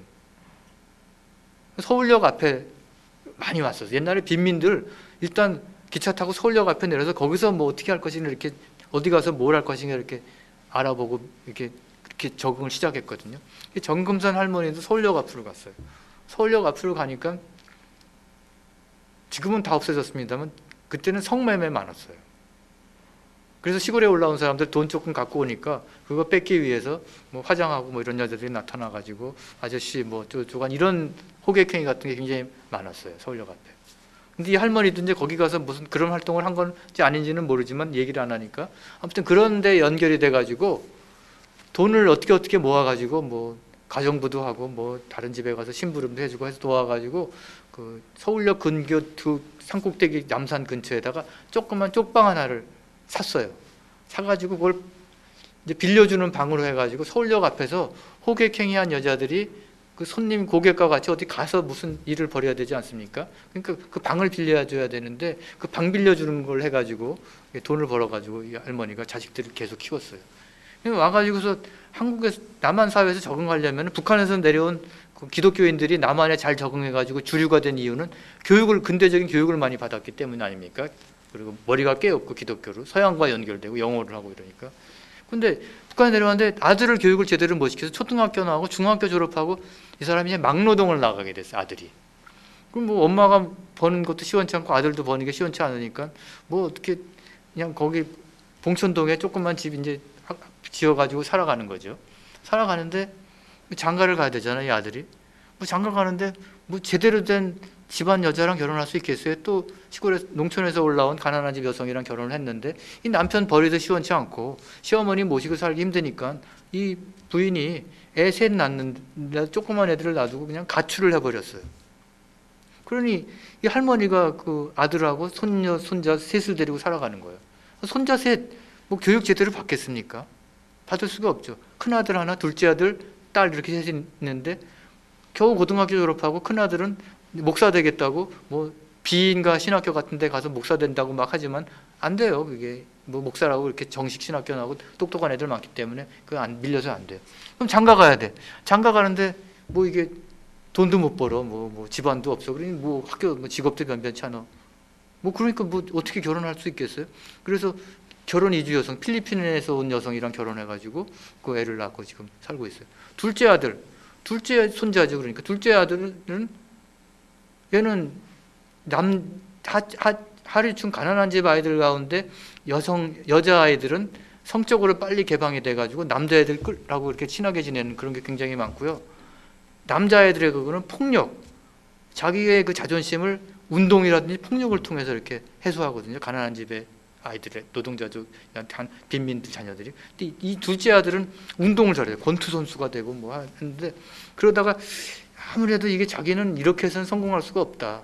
그래서 권투하고 뭐 도장 다니고 그러다가 나는 트레이닝 센터, 체육관 하나 만들면은 내가 돈을 벌 수 있다 해서 상당히 그래서 돈을 빌리고 해가지고 하다가 또 뭐 형이 또 뭐 집 사는데 빌려주고 해서 못 받고서 못하고 하다가 어떻게 돈을 모아가지고 체육관을 만들어 가서 트레이닝 센터 만들어서 피트니스 클럽 그걸 만들어 가지고 어느 정도 살아요. 제 딸, 막내딸은 어렸을 때 저기 중이염을 알았는데 치료를 제대로 안 해줘가지고 귀가 안 들려 잘 소통이 잘 안 돼. 근데 중학교 이제 초등학교 졸업하고 중학교 되니까 벌써 성적으로 이렇게 조숙해가지고 뭐 하고 다니다가 어느 공장에 가서 일을 하다가 거기서 뭐 17, 18살 때 남자아이를 만나가지고 아이를 갖게 됐어요. 근데 그 남자아이는 부모가 누군지 모르는 그 뭐라 그래요? 요새는 고아원? 옛날에 고아원이라는데 하여튼 그런 데서 자랐어요. 그래서 뭐 어떻게 해서 그냥 결혼을 해서 사는 거예요. 그러다가 뭐 이게 제대로 결혼 생활이 되겠어요? 그렇게 해서 그 할머니에서부터 그 아들, 손자, 손녀, 그 다음에 이제 그 다음 세대 애들이 난 것까지 한 30년 동안에 그걸 30년을 찍어가지고 그거를 책으로 쓴 게 사정동 더하기 25고 그거를 비디오를 다시 편집을 몽타주를 해가지고 비디오로 만든 게 사정동 더하기 33 그걸로 나온 것이죠. 여기 이런 것이 말하자면 그 가난과 가난의 대물림이라고 우리가 할 수 있죠. 이걸 뭐 사회학자들은 불평등의 재생산 이렇게 말하기도 하죠. 가난은 어떻게 대물림 되는가 이런 건데 이게 우리나라만 그런 게 아니에요. 아까 그 북유럽하고 서유럽 얘기했지만 유럽에서도 남유럽이 있습니다. 남유럽. 그거는 남유럽은 그리스, 이탈리아, 스페인 이런 나라들 못 살아요. 지금 우리나라보다 못 삽니다. 뭐 이태리는 뭐 몇 대 강국이라 그러지만 특히 이탈리아의 남부 농촌지대는 북부 공업지대고 남부 농촌지대는 진짜 가난하게 못 살았어요. 그래서 여기에서도 그 가난하게 되면 나오는 게 공산주의입니다. 공산주의 운동이 남부에 굉장히 심했고 그람시라는 이태리의 막스주의자도 그런 그 남부의 농민들을 어떻게 혁명의 대열로 이끌 것인가를 많이 고민했었던 게 다 그런 거죠. 그래서 그 이탈리아의 그 빈민들은 어떤 식으로 해서 그 자기들의 그 가난을 벗어나는가 그 문제가 이제 굉장히 큰데 이탈리아 남부의 그 작가로 이냐치오 실로네라는 작가가 있는데 이 사람이 빵과 포도주라는 그 소설을 썼어요. 50년대 우리나라에서도 많이 번역돼서 읽혔는데 이 사람은 자기는 공산주의자였다가 공산주의는 독재로 가기 때문에 안 된다 해서 사회민주주의자 뭐 이런 걸로 이제 전환한 사람이고 미국에서는 이 사람 소설을 그런 공산주의를 물리치기 위한 그 새로운 소설로 많이 번역해 가지고 그 나치가 물러간 다음에 출판해 가지고 뭐 낙하산으로 떨어뜨려 가지고 이탈리아 사람들이 읽었다고 그런 소설입니다. 빵과 포도주. 근데 빵과 포도주의 그 정금선 할머니와 같이 대 할머니, 할아버지 때서 아버지, 어머니, 손자, 손녀 때까지 이렇게 대를 이어서 가난이 이렇게 재생산되는, 가난이 대를 이어가는 이야기를 써놓은 문장이 있어서 제가 그걸 오늘 여기서 읽어드리려고 여기다 적어왔습니다. 한번 읽어볼게요. 이 부자들은, 부자 아빠, 부자 엄마는 자식들한테 재산을 남기지만은 가난한 부모님들은 그냥 돌아가시기만 하면 다행인데 빚을 남기고 돌아가시는 부모들이 많습니다. 참 자식들한테 허리가 구부러지게 하는 거죠. 그냥 재산을 남겨주는 게 아니라 빚을 남겨주고 돌아간다. 그런 경우예요, 이게. 자, 인용문입니다. 친구한테 하는 얘기 같아요, 저자가. 내 얘기를 들어보게. 나의 아버지는 페스카라라는 이태리 남쪽에서 40살 나이에 알코올 중독으로 죽었다네. 내게 남겨준 것이라고는 빌려 쓴 빚밖에 없었지. 임종하기 몇 주일 전에 어느 날 저녁이었어. 그 양반이 날 불러 자기가 살아온 얘기를 들려주었네.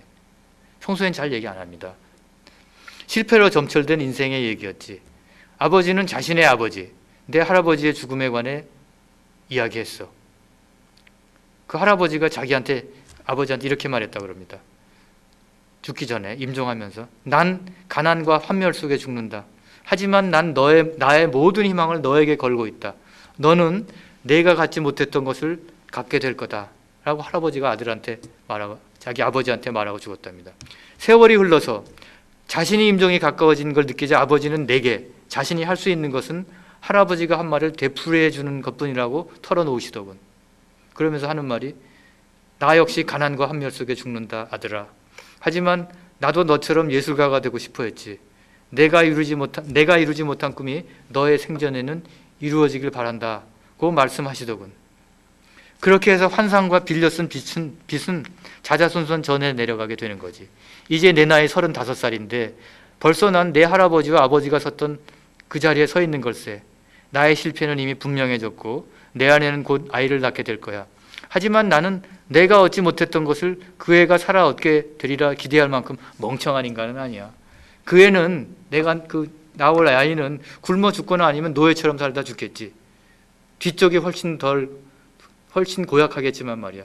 그냥 굶어 죽는 게 낫지 노예처럼 사는 게 더 고약하다. 이런 얘기입니다. 얼마나 이게 빈부차가 심하고 가난이 대물림 되는지를 우리가 알 수 있는 거죠.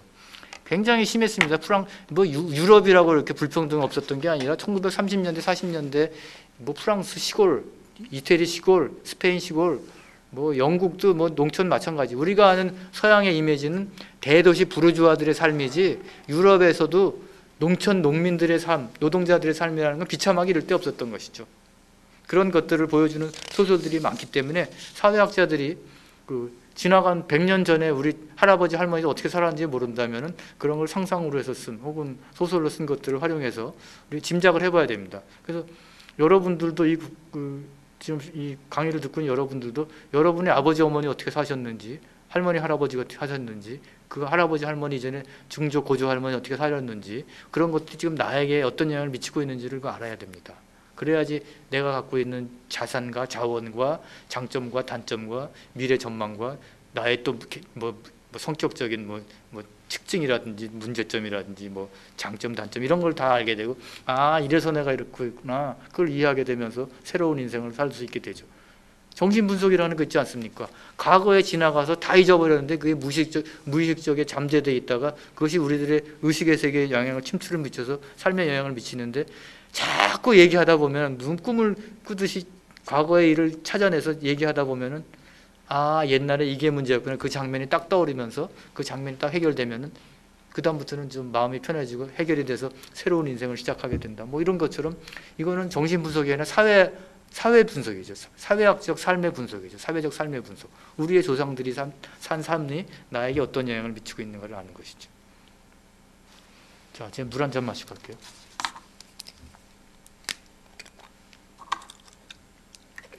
그런데 2012년에 그 백상홍이라는 그 시인이 창비해서 시집을 하나 냈는데, 거기에 이분은 1980년생인가? 80년생이 여수에서 태어나서 우석대학교 문예창작과 나왔으니까 뭐 그렇게 뭐 밝은 삶을 살기는 어려운 어떤 학벌과 지역적 출신이라고 할 수 있죠. 이분이 이제 뭐 인생이 이렇게 어떻게 살아야 될지 잘 몰라가지고 전국 일주를 걸어서 해보자. 그러면서 걸어 다니면서 생각나는 것들을 이제 시로 썼어요. 그 아버지는 그 도로공사 노동자였습니다. 이 사람을 이제 그래서 어느 날 아버지가 도로공사하면서 팠다는 그 터널을 지나가게 됐어요. 우리나라가 터널 파는 기술 세계 최고입니다. 여기 뭐 고속도로, 경부고속도로, 경춘고속도로 뭐 다 가보면 터널 많은데 터널 어려운 거 굉장히 빨리 뚫습니다. 거기에 종사했던 그 아버님 얘기를 이 사람이 시로 썼어요. 그러니까 이 사람도 그러니까 아버지하고 자기 사이에 빈곤, 가난, 그 약자로서의 처지 이런 게 대물림되는 거를 되새겨 보면서 쓴 시라고 할 수 있는데, 아버지의 터널입니다. 시 제목은 아버지의 터널. 백상웅. 공주에서 천안 사이 아버지가 뚫었다는 터널을 지나간다. 산의 늪골 속으로 고속도로를 집어넣던 아버지. 속도가 없는 터널 속에서 길은 늘 바위 속에 또아리를 틀고 꼭꼭 숨어 있었다. 어느 겨울에는 뒤돌아보니 눈발이 둥근 출구를 쇠창살처럼 가리고 있었다고 한다. 감옥 속에서 오히려 화난 아버지의 눈은 석 달쯤 벽만 보고 살았다. 맞은편 쪽으로 나가기 위해 밤낮으로 허공에 백열등을 매달고 구멍을 뚫었는데 터널이 마침내 뚫린 날 감옥에서도 밀려난 아버지의 눈에 터널은 한 마리의 거대한 구렁이로 보였다고 한다. 속도는 금세 아버지를 잊었다. 늙은 두더지 말린 가죽처럼 마루에 앉아 볕을 쬐는 아버지. 나는 창호지 구멍에 갇혀있는 아버지를 방 안에서 훔쳐보고는 했다. 아버지는 저렇게 갇히기 위해 평생 전전긍긍 살았나. 터널을 통과하니 폭설이다. 아버지의 터널에서는 서서히 멀어져야 한다. 눈발을 파헤치며 버스가 두더지처럼 기어가기 시작한다. 그러니까 3달 걸렸어요. 이쪽 벽에서 저쪽 벽까지. 이제 먹고 자고 거기서 계속 일하는 거. 3달 동안 두더지처럼 일해가지고 뚫었더니 그 환한 벽이 나타났다. 그게 말하자면 구렁이 같이 보였다는 아버지의 그런 지난 건데, 이 사람이 1960년대에서 80년대 한국 사회에는 50년대부터 그랬습니다만 전쟁 끝나고 농민의 아들들이 도시로 올라와서 노동자가 된 사람들이 많고, 노동자 아들 중에 일부 중산층이 되었지만 또 노동자가 된 사람들이 굉장히 많거든요. 그래서 이 아버지는 이제 도로공사 터널 뚫는 노동자였는데 자신의 처지는 뭐냐, 백상웅이라는 시인의 자신의 처지는 뭐냐를 봄의 계급이라는 시로 자신을 표현했어요. 이것도 한번 읽어보게 되면은, 봄의 계급 백상웅. 이번 생도 비정규직이다. 봄날 간다. 한철 흥하다 흩날린다. 꽃잎 몰려가는 골목 끝에는 4월이 이 세계를 빠져나가는 출구. 산유화와 매화도 거기에서 고된 노동을 끝낸다. 어저께도 그저께도 멀쩡했다. 순식간에 폭삭 무너져버린 이 세계를 이제는 어찌하리. 봄날 간다. 지하역으로 내려가는 계단에 동네 가게 앞 의자에 내려앉는다. 어쨌거나 지금은 선대로부터 물려받은 봄날. 청춘은 아픔과 슬픔 따위를 고용승계한다. 예나 지금이나 꽃이 사라져가는 출구는 잠깐 열렸다 닫힌다. 수채구멍을 빠져나가는 물처럼 한 계절이 소용돌이치며 지나간다. 봄날의 꽃들은 혁명처럼 피었으나 사랑만 하고 수정만 하고 세상을 뜬다. 봄날 오고 이제 간다. 지난 세기에도 그리 갔다. 사랑만으로는 세계가 완성될 수 없으리. 철공소 앞 꽃잎 날린다. 그러나 쉬지 않는 용접 불꽃. 지직 꽃잎 흩날린다. 꽃날 간다. 우리 이제 출구 찾아 여기를 떠나리다. 다시는 봄날의 계급을 찾지 못하리라. 뭐 이런 얘기죠. 두 루저들의 얘기입니다. 루저들의 행진이 아버지와 아들의. 비정규직, 이번 생도 비정규직이다. 뭐 이런 얘기. 앞에 그 이태리 사람들 손자 때 35세 됐을 때 자기 아들이 태어날 순간에 얘도 나처럼 살 것이다 라고 예언했듯이, 뭐 이 집안이 어떻게 해서 그 가난을 벗어나고 중간계급이나 상류층 성장할 수 있는 그 가능성은 거의 없다고 봐야 되죠. 그렇지만은 어제 얘기했듯이 가난한 집안에 태어났지만은 자기 노력, 뭐 기회, 뭐 연고, 능력 뭐 이런 걸 개발해 가지고 올라간 사람들이 있습니다. 60년대, 70년대, 80년대까지 많았어요. 그런 사람들을 우리가 입지적인 인물, 입지전적인 인물, 자수성가한 분들, 이런데 그런 분들 이야기가 많죠. 의지의 한국인 이렇게 부르는데, 정주영 회장이 그런 신화적인 인물이죠. 강원도에서 초등학교 나오고 집에서 가출해가지고 집안 안 맞으면 가출하는 청소년들 요새 많습니다. 부모들이 뭐 돈도 잘 안 대주고 뭐 잘 해주지도 않으면서 이래라 저래라 하고 아버지 엄마가 뭐 욕하거나 때리거나 하면은 가출하는 청소년들 많습니다. 나와서 뭐 본드도 하고 뭐 자기들끼리 뭐 가벼운 무슨 뭐 절도도 하고 뭐 폭력도 하고 하면서 살아가다가 또 뭐 깨달음이 있어서 또 뭐 목사님 만나가지고 또 바뀌는 아이들도 있고 또 범죄하는 애들도 있고 아무튼 그렇게 살아가는데 이 가난이 대물림이라는 건 정말 어렵습니다만은 정주영 회장 같은 신화를 가지고 뭐 100만 명, 1000만 명, 3천만 명 중에 한 명 나올까 말까 한 거 가지고 너도 하면 되라는 걸 이제 얘기를 해서 많은 사람들이 하면 된다고 해서 정주영 회장 같이는 못 됐지만은 그래도 이제 중간층으로 될 수 있는 가능성이 있었는데 지금은 점점 그게 이제 바늘구멍처럼 좋아지고 있다. 그게 지금 우리 사회가 살아가는 실상 아니겠습니까? 그래서 이제 이런 상황에서 우리가 어떻게 살아가야 되느냐 하는 문제가 있죠. 우리는 자살률 되게 높지만 우리나라가 젊은이들 자살률도 높다고 그러잖아요. 말하자면 노인 자살률이 훨씬 더 높지만 어쨌든 여기 세상에 살아가야 된다. 그러면 이제 우리가 오늘 강의 제목이 이제 우리는 어떤 세상에서 어떤 삶을 살고 있는가라면 인문학적 사회학의 응답이다. 그럼 질문을 던져야 되죠. 우리가 왜 자살 안 하고 살아야겠다 한다면 산다는 것의 의미를 우리가 좀 찾아야 되지 않겠습니까? 산다면 어떻게 살아야 되겠느냐? 그럼 세상이 이렇다고 어떻게 자포자기 할 수는 없지 않냐?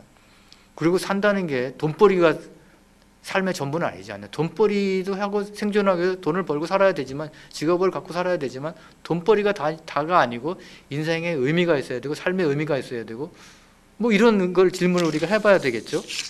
그래서 이제 질문을 우리가 먼저 해봐야 됩니다. 질문 없는 삶은 굉장히 무의미할 수가 있습니다. 질문을 해봐야 되는데 어떤 질문을 우리가 던져봐야 될까요? 우리가 제대로 살려면 지금 같은 세상에서 제대로 살면은 인문학적 사회학의 질문들이라고 제가 이렇게 만들어봤는데 그냥 젊었을 때 청소년 시기에 누구라도 다 인생이 뭐냐는 질문을 해보죠. 그걸 뭐 술 마실 때도 하고 뭐 친구들이랑 만나서 하고 그러는데 그냥 그렇고 그런 별로 진지하지도 않고 또 답도 분명하게 찾지 못하는 친구들끼리 얘기하다가 못 찾고 끝나버리는 답. 그래서 인생이 무엇인가에 대한 질문을 우리가 그래서 인생 철학을 개똥 철학이다. 그냥 흔한 누구나 다 하는 그런 말. 그런 질문들이라고 해서 그냥 좀 하다가 뭐 사는 게 다 그런 거지 뭐 하고 그냥 하루하루 살아가면 되는 거지 뭐 이렇게 살아가는데 그게 아니라 진짜 의미 있게 살려면 어떻게 해야 되냐. 질문을 좀 던져봐야 된다는 거죠. 그러니까 내가 세상에 태어난 의미는 무엇일까? 있을 것이다. 세상에 다른 사람이 아닌 나로 태어난 의미가 뭐냐? 나의 특성을 발휘해야 돼.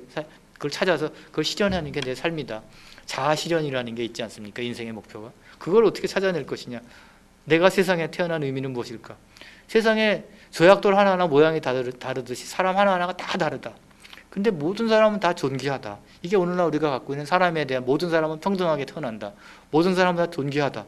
그런데 사회 현실이 사람을 차별하고 구별하고 어떤 사람은 잘났다 어떤 사람은 못났다 점수 매기고 이러고 있는데 남이 나한테 뭐라 그러든 간에 나는 내 의미를 찾아서 내 인생의 의미를 보람있게 만들어야 되지 않겠습니까? 세상에 살아가는 사람들을 강원령 목사님이 한 말인데 세 가지 분류가 있다 그래요. 대부분의 많은 사람들은 있어도 되고 없어도 되는 그런 사람. 대부분 그렇게 살아가고 있다. 그런데 대부분 또 저거보다 더 나쁜 거는 없으니만 못한 사람, 있어서 사회에 가족이나 사회에 악이 되는 사람들. 제발 그것만은 되지 말아달라 이거고 있으나 없으나 살아서 뭐하냐. 세상에 꼭 있어야 될 사람. 너가 없으면 세상이 안 된다. 가족이 안 되고 우리 사회가 안 되고 조직이 안 되고 좀 없으면 안 되는 사람으로 살아야 되지 않겠냐. 세상에 살아가는 방식이 그렇게 이제 세 가지로 나눴는데 여러분들 저나 여러분들은 다 각자 다 얼굴도 다르고 모양도 다르고 부모도 다르고 직업도 다르고 다 다른데 나름대로 의미 있게 살아가야 된다 이거죠. 세상에 있으나마나 한 사람이나 없으니만 못한 사람이 돼서는 안 되고 의미 있는 삶을 살아가야 되는데 그러니까 질문을 해야 된다. 그럼 산다는 것이 무엇이고 죽는다는 것이 무엇인가? 우리 죽습니다. 다 100세 시대라 그러지만 죽기 전에 뭔가 의미 있게 살아야 되지 않냐. 메멘토 모리라고 죽음을 생각하라. 한때 유행한 말 아닙니까? 죽으니까 그냥 죽지 않고 며칠 살다 죽는 것도 아니고 60, 70, 80, 90 사니까 그 인생을 어떻게 살아야 될 것인가를 살기 위해서 너는 죽는다. 산다는 것은 무엇이고 죽는다는 것은 무엇인가를 질문해야 된다는 거죠. 의미 있는 삶이란 가치 있는 삶이란 어떤 삶인가? 질문을 해야죠. 그냥 남 따라서 그냥 어영부영 바람 부는 대로 물결 치는 대로 살 게 아니라 의미 있는 삶이란 어떤 삶을 말하는가 질문해 봐야죠. 그럼 나는 어떻게 살아갈 것인가? 그냥 뭐 생존하기 위해서 어떤 직업 갖고 뭐 해야지 돈 번다는 사람 이거가 아니라 이런 질문만이 아니라 진짜 삶의 의미 있는 삶이 뭐가 보람 있는 삶이 뭐고 내가 갖고 있는 진짜 고유한 삶을 살려면 어떻게 해야 되는가 이 질문을 해봐야 된다는 거죠. 이런 것이 말하자면 인문학적 질문이라고 생각합니다. 우리 숙명여대 인문학연구소 공감연구소인데 공감을 해야 되죠. 우리 아까 읽은 백상웅이라는 사람 또 이태리 남부의 노동자들의 그 대물림 가난한 대물림 이게 공감을 해야 되죠.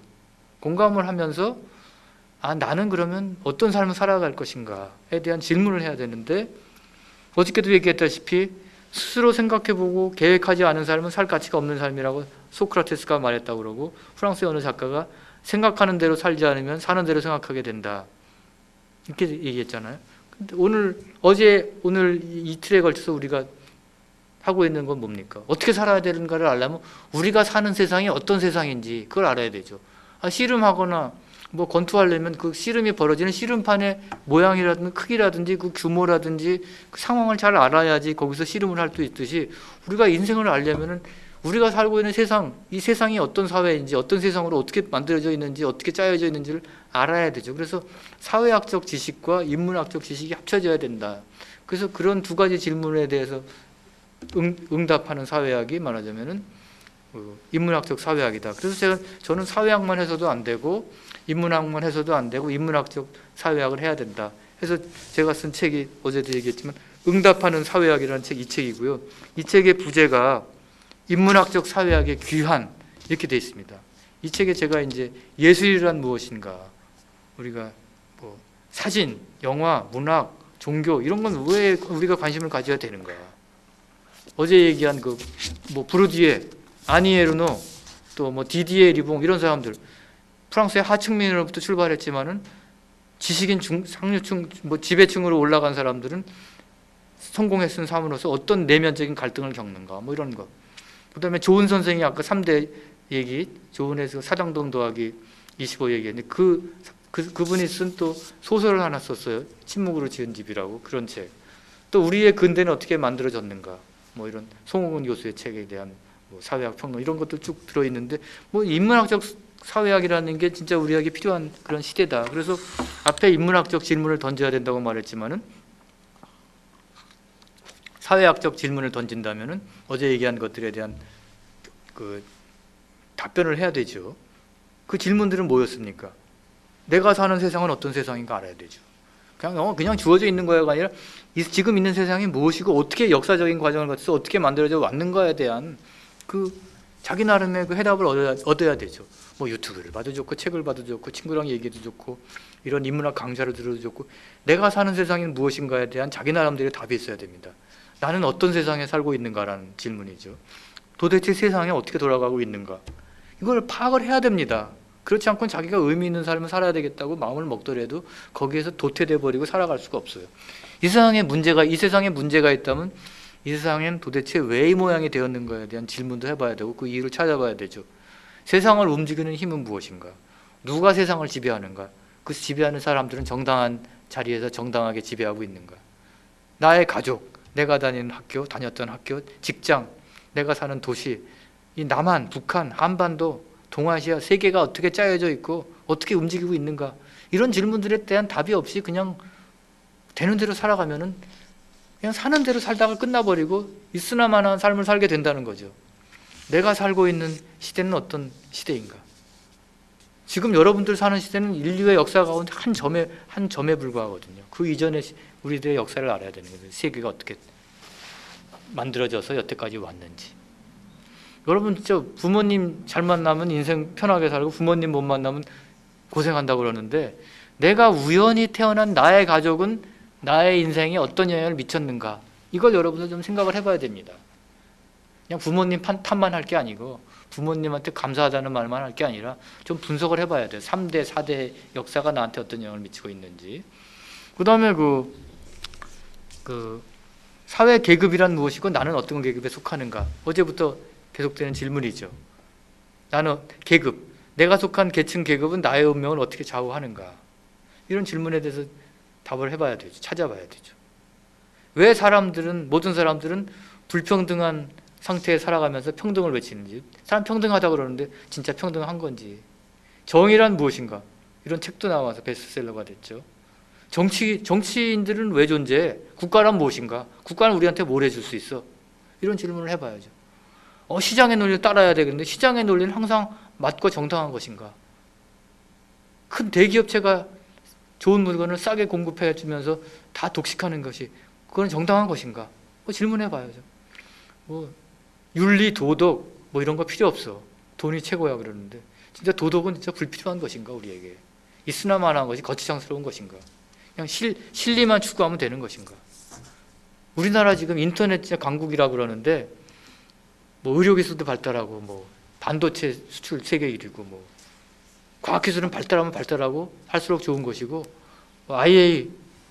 AI 프랑스 말로는 반대로 이렇게 얘기하는데 인텔리전스 아티피셜, 영어로는 아티피셜 인텔리전스라 AI 이건 무조건 다 좋은 것인가? 과학기술은 중립적인 것이고 인간 삶에 긍정적인 역할만 하는 것인가?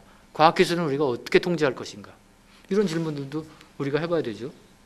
안경 바꿔 썼다 갈아 썼다 하는 게 힘든데 또 어떤 사람은 종교를 믿고 어떤 사람은 종교를 안 믿는데 왜 저 사람은 종교를 믿고 나는 안 믿는가? 나는 믿는데 왜 저 사람은 안 믿는가? 종교 믿는 이유는 어디에 있는가? 그냥 부모님 믿으니까 따라 믿는 것인지 부모님 믿지도 않았는데 또 믿는 사람도 있거든요. 이거 어떻게 설명해요? 기독교는 왜 개독교가 되었는가? 기독교 보고 기독교가 빛과 소금을 잃고 짠맛을 잃고 빛을 잃었다고 기독교가 개같이 됐다고 개독교라고 그러는데 한국 기독교 한때는 신분 타파하고 남녀 차별 없애고 근대적 교육을 만드는 데 기여하고 했는데 왜 기독교는 이렇게 됐는가?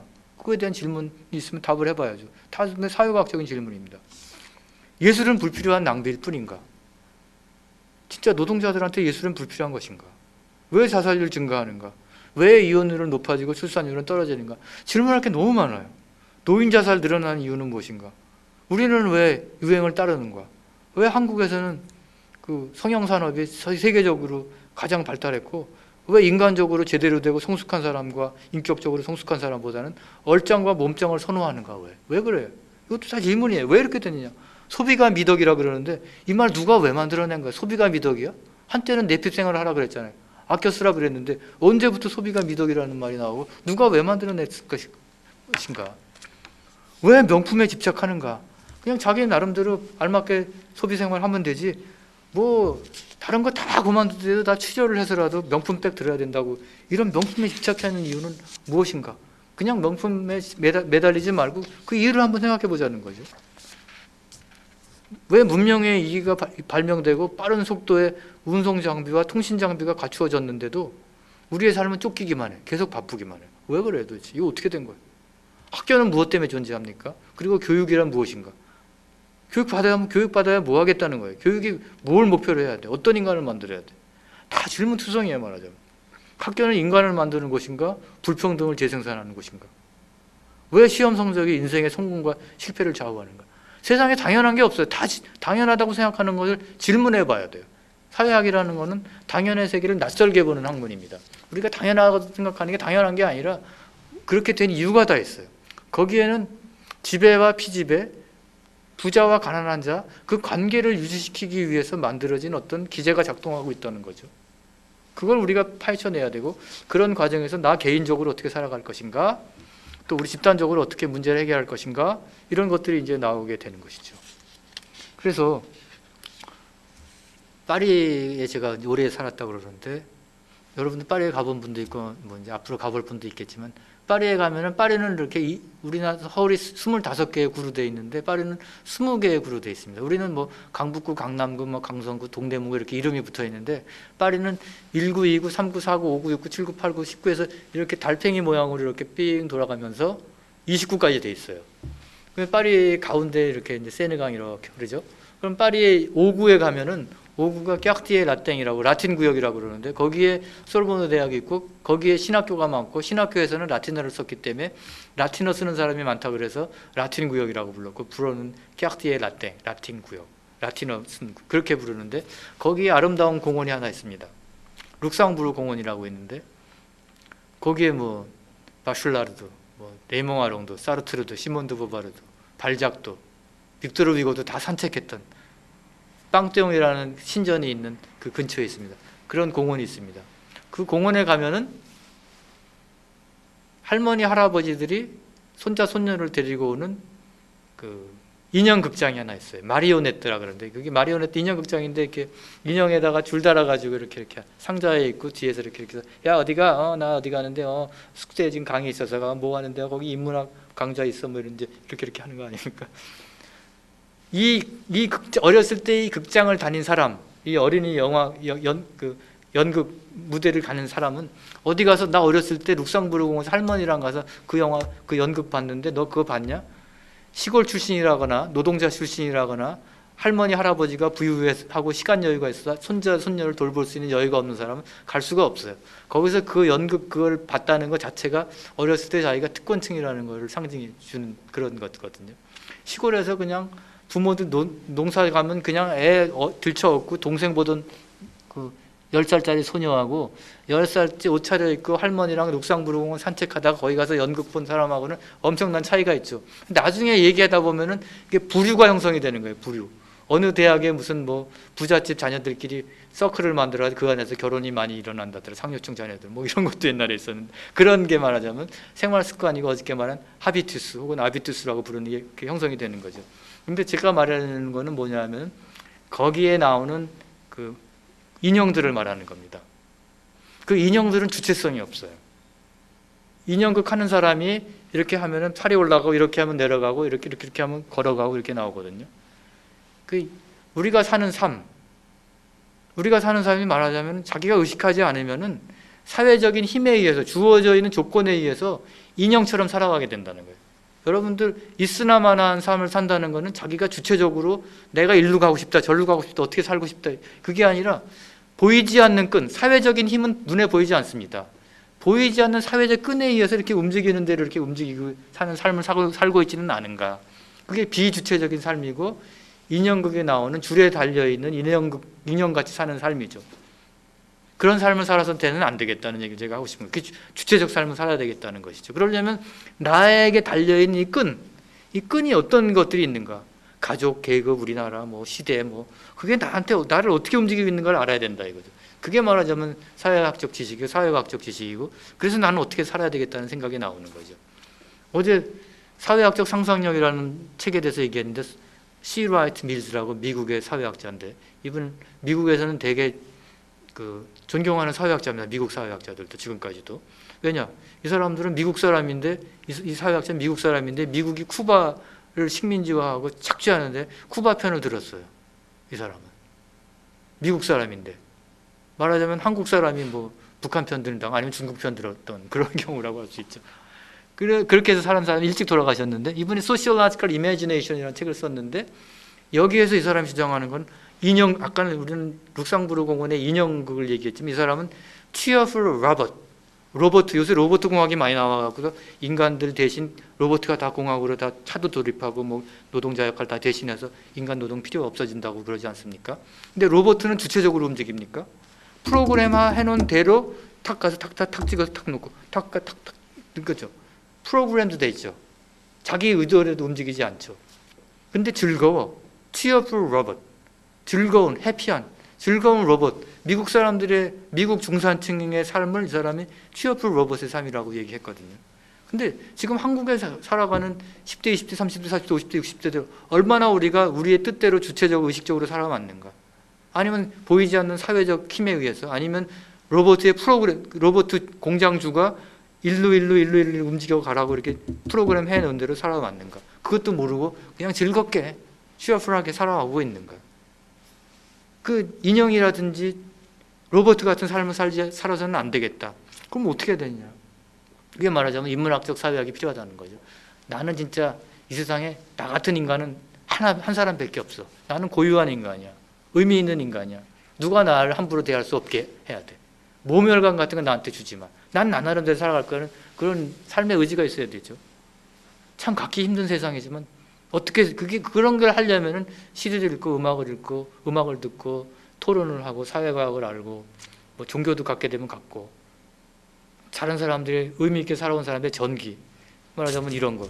어저께 얘기한 그 디디에 에리봉이라고 어제부터 얘기 나오는 노동자의 자녀인데, 그리고 게이 인텔렉추얼이죠. 프랑스의 노동자의 자녀인데 시골에서부터 가족을 떠나와서 파리로 올라와서 아무것도 없는 노동자의 자녀, 거기다가 동성애자가 모든 차별과 모멸을 받으면서 하나의 지식인으로 성장해가는 과정.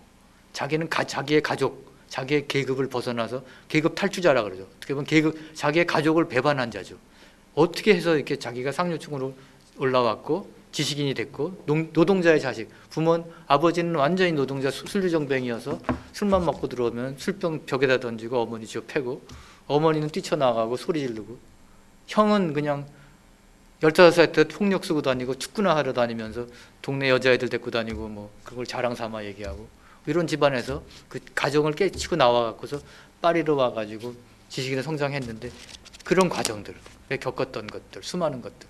자기 아버지 그래서 아버지 안 본다고 30년 동안 고향에도 안 가다가 아버지 돌아가셨다는 부고를 듣고 30년 만에 고향으로 돌아갔는데, 그게 행스라 그래서 행스로 되돌아가다라는 책 제목이거든요.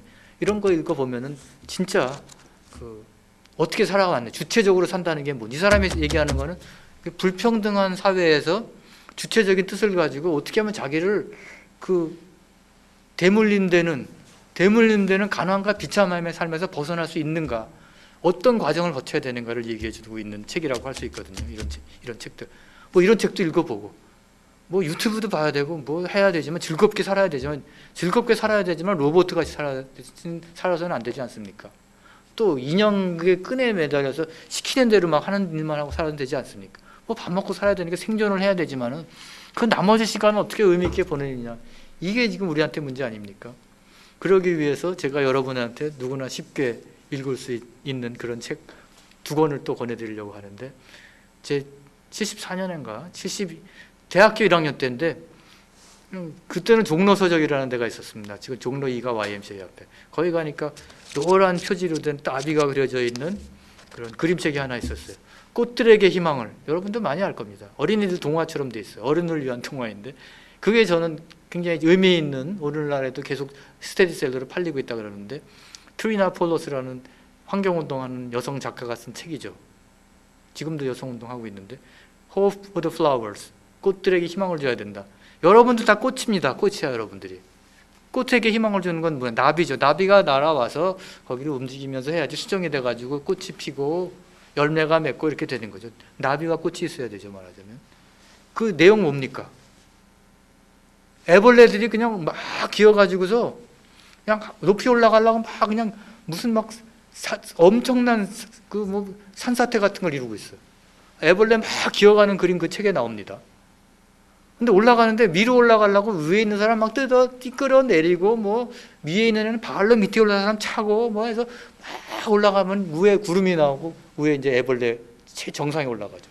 우리가 한국 사회를, 우리가 살아가고 있는 이 사회, 한국 사회뿐만 아니라 세계를 하나의 그림으로 표상해 봐라 하면 저는 지금 이거라고 봅니다. 우리가 살고 있는 세상. 그냥 너나 나나 위로 올라가려고 밑에 사람 짓밟고 위에 사람 끌어내리고 하면서 막 악을 쓰고 있는 이런 상태. 만인에 의한 투쟁, 경쟁, 뭐 이런 상황이죠.